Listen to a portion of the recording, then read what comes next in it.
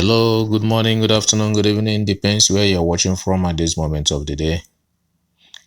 I bring greetings to all of you. This is Global Message TV. If this is your first time of visiting our YouTube channel, please kindly hit on the red subscribe button and also the bell notification sign so that whenever I make a new video, you'll be among the first people to get the notification. God bless you as you keep watching and sharing. Yeah, it's all about this young man Orji Uzor Kalu and Nnamdi Kalu. Mostly Nnamdi Kalu. I begin to respect this guy. You know, hardly or in fact rarely you see whatever he said that didn't come to pass. I don't mean he's God, but I respect him for that. So I have something to tell you about his warnings that most of the people term as a prophecy to Orji Uzor Kalu that has now come to pass. But before then, what actually happened to Orji Uzor Kalu is that he has, Orji Uzor Kalu or Kanu, but they call him Kalu, gets 12 years imprisonment today. The Federal High Court in Lagos has sentenced him, that is the former governor of Abia State, but presently a senator, so to 12 years imprisonment after being found guilty on all the 39 count charges brought against him. He didn't even escape any. He was convicted, of 7.65 billion fraud perpetrated when he was Abia State governor between 1999 and 2007. That time I was still in Abia State, when he was doing that his campaign. At a point, he started building Ungwa Road, Ohanko. The road didn't even last up to 1 year, like the one that happened in Imo State 8 years ago. Well, that's not the matter, but look at where the money for the state that was meant for the state, went to. And look at how it has landed him and where it has landed him.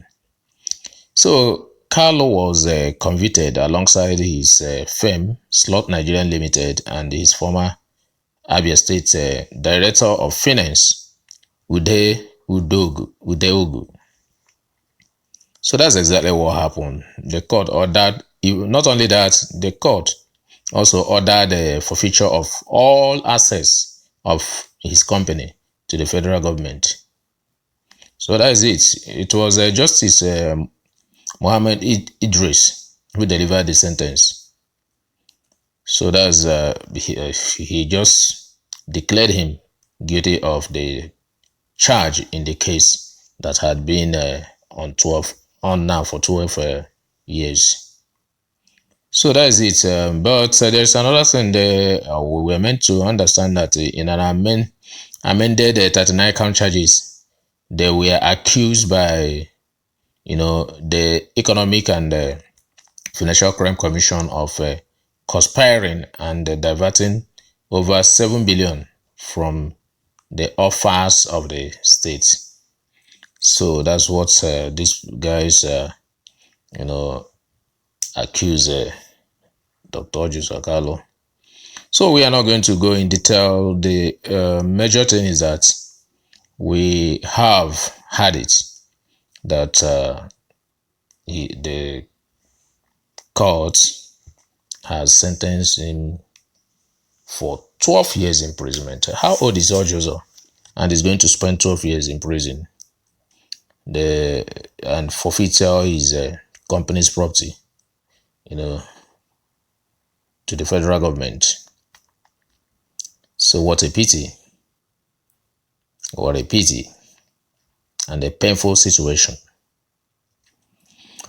Okay, that's not the case, but I'm going to let us know what another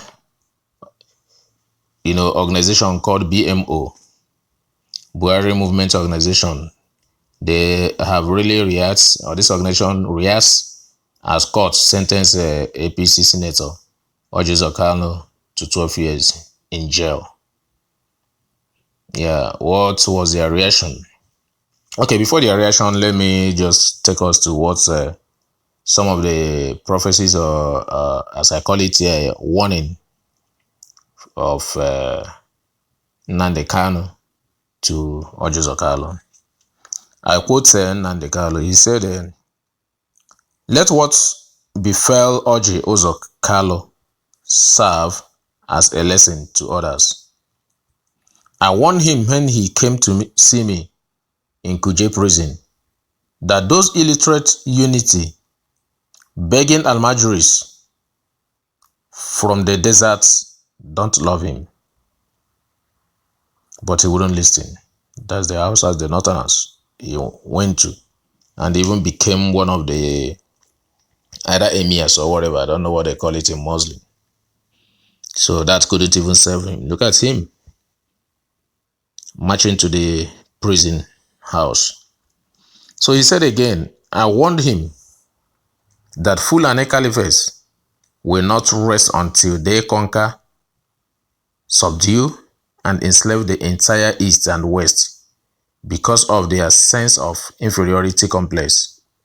But Orji Uzor Kalu wouldn't listen. I warned him of the pathological hatred these almajiris have towards Biafrans, in parentheses, Igbo especially, because of our industry and the ingenuity exposed their mediocrity, but he wasn't having it. He was a committed One Nigerian apologist. I reminded him of what happened to Ken Saro-Wiwa, who like him believed so much in One Nigeria and ended up being killed by the same almajiris he served so diligently against Biafra, but he wouldn't listen. Today, they are picking them one after other because they know IPOB won't fight for any Ifulef. That is any of the people that have been fighting against IPOB. So if he had known what was to become of him, he would have done exactly what I told him during our meeting.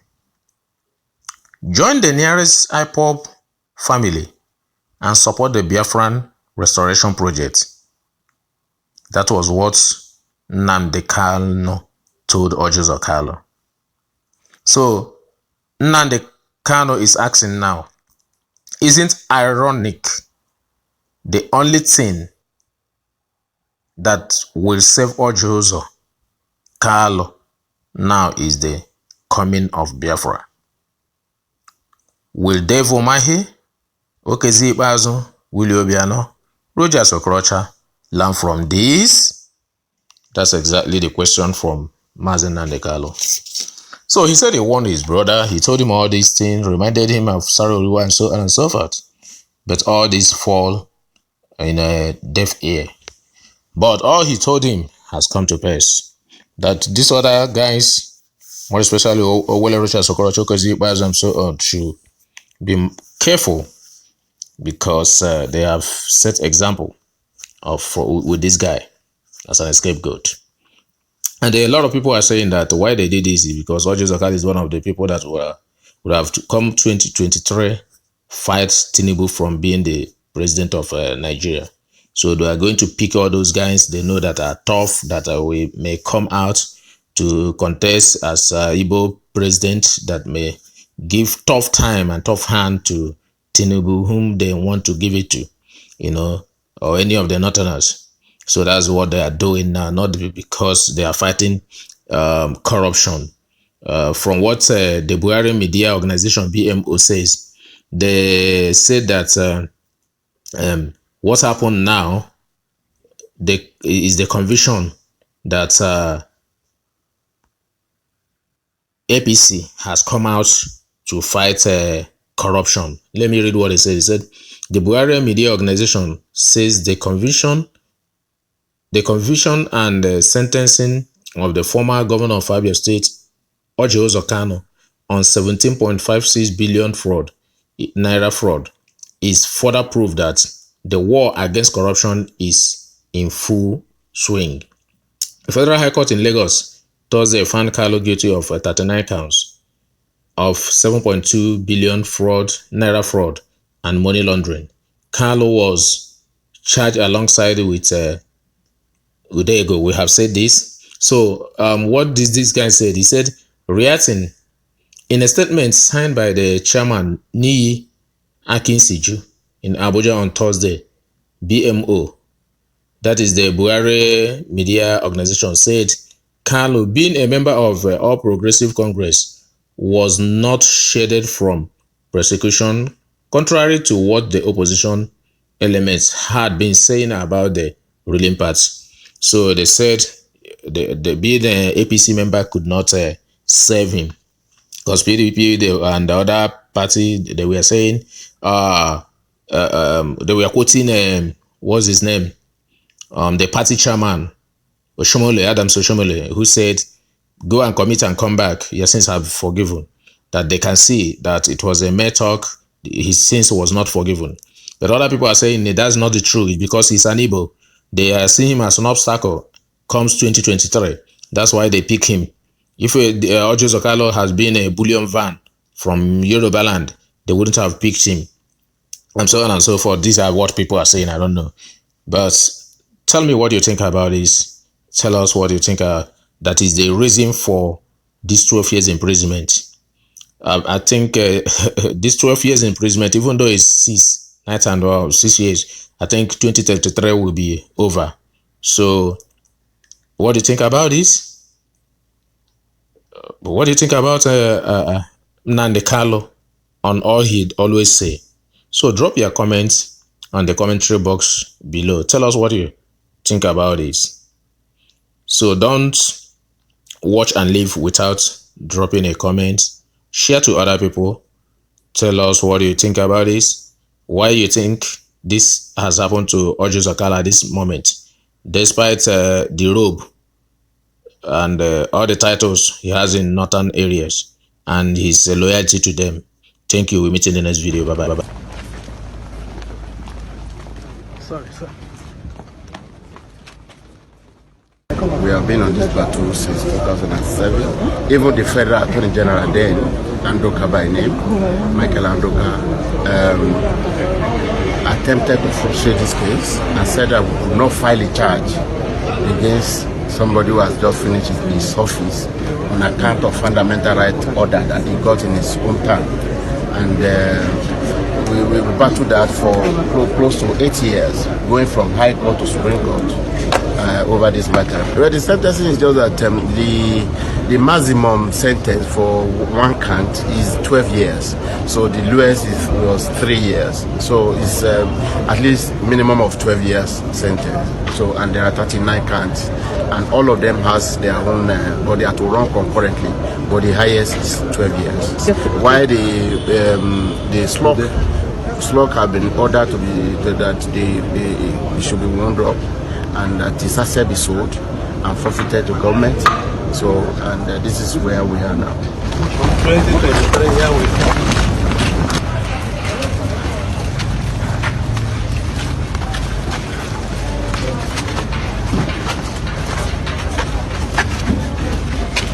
Oh.